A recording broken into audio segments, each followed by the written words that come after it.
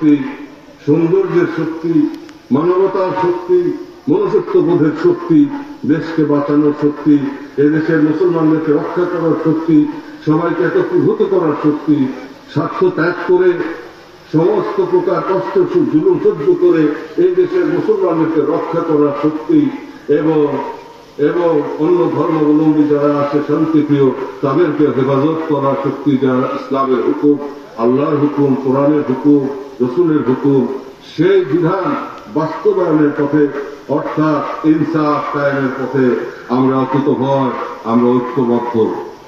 এখন দেশের উপরে যদি কোনো ধাক্কা আসে তখন জাতীয় পার্টি ছাড়া এই দেশকে আর কেউ রক্ষা করতে পারবে না, কেউ জাতীয় পার্টি ছাড়া এই দেশকে রক্ষা করতে পারবে না। জাতীয় পার্টি দ্বারাই সম্ভব এই দেশের মানুষদেরকে বুকে টেনে নিয়ে হেফাজত করা, রক্ষা করা, এবং জাতীয় পার্টির দ্বারাই সম্ভব আমাদের বাংলাদেশের স্বাধীনতা রক্ষা করা। তাই যে পরিস্থিতি যেদিকে ধাবমান, দেশবাসী ভাই বোনেরা, আপনারা জাতীয় পার্টির পতাকা নিয়ে ঐক্যবদ্ধ হন। স্বার্থান্ত রাজনৈতিক দলের পিছনে যাবেন না, তারা আপনাদেরকে ধ্বংসের শেষ সীমায় নিয়ে ছেড়ে দিবে।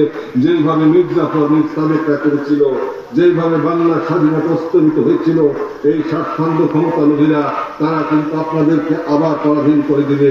তাই দেশকে যদি রক্ষা করতে হয়, জাতিকে যদি বাঁচাতে হয়, এবং দেশের অপমর জনতা, সর্বস্তরের জনতা, জাতি, ধর্ম, বর্ণ নির্বিশেষে সকলকে, নিরীহ মানুষদেরকে যদি রক্ষা করতে হয়, সেই সঙ্গে সকলের প্রতি মুসলমানের স্বার্থ যদি সংরক্ষণ করতে হয়, তাহলে জাতীয় পার্টির কোনো বিকল্প নাই। জাতীয় পার্টি হিজবুল্লাহ, জাতীয় পার্টি স্বার্থত্যাগী, জাতীয় পার্টি প্রেমময়, জাতীয় পার্টি মহব্বত উদ্বেল, জাতীয় পার্টি ঐক্যবদ্ধ, এবং জাতীয় পার্টি আত্মত্যাগী। তাই জাতীয় পার্টি ছাড়া বিকল্প কোনো পথ নাই। তাই আমি সবার উদ্যানে 1 বছর আগে বলেছিলাম যে যুদ্ধ, এই উপমহাদেশ জুড়ে ভয়াবহ যুদ্ধ লাগানোর ষড়যন্ত্র হচ্ছে, সেই বাস্তবতা কিন্তু আমাদের সামনে উপস্থিত।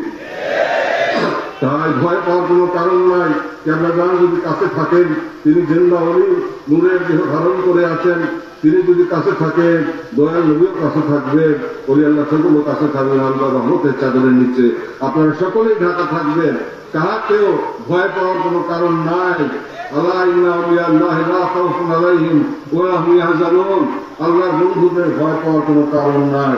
আল্লাহর বন্ধুদের স্তর হয়ে গেছে, আপনারাও আল্লাহর বন্ধু। ক্যামেরাম্যানের যেহেতু আপনারা আপন, আপনারাও আল্লাহর বন্ধু। আপনারা কেউ বুঝেন অথবা কেউ বুঝেন না, কিন্তু আল্লাহ আপনাদেরকে ভালোবাসেন। আল্লাহ পাক আপনাদেরকে রহমতের চাদর দিয়ে ঢেকে রাখবেন। জাতীয় পার্টির বিজয় অবশ্যম্ভাবী। সময়ের ব্যাপার মাত্র আমি বলেছিলাম সোহরাওয়ার্দী উদ্যানে 1 বছর আগে, যে যখন আল্লাহ তাআলা কোন জাতিকে বা কোন কওমকে, তার কোন জনগোষ্ঠীকে, কোন ব্যক্তিকে সম্মানিত করতে চান, রাজত্ব দিতে চান, তখন আল্লাহ তাআলা পরিস্থিতি সৃষ্টি করেন। সেই পরিস্থিতি তৈরি হয়ে এসেছে। এখন কিন্তু জাতীয় পার্টির সময়। তাই জাতীয় পার্টিকে ক্ষতি করার জন্য এতদিন ষড়যন্ত্র হয়েছে, 35 বছর চক্রান্ত হয়েছে। এখন শেষ অধ্যায়ে এসে আবার জাতীয় পার্টিকে ক্ষতি করার জন্য একটি কুচক্রী মহল আবার তাদের তৎপরতা, অপতৎপরতা শুরু করছে। আমার বিরুদ্ধে মিথ্যা মামলা দিয়ে, জাতীয় পার্টির নেতা কর্মীদের বিরুদ্ধে মিথ্যা মামলা দিয়ে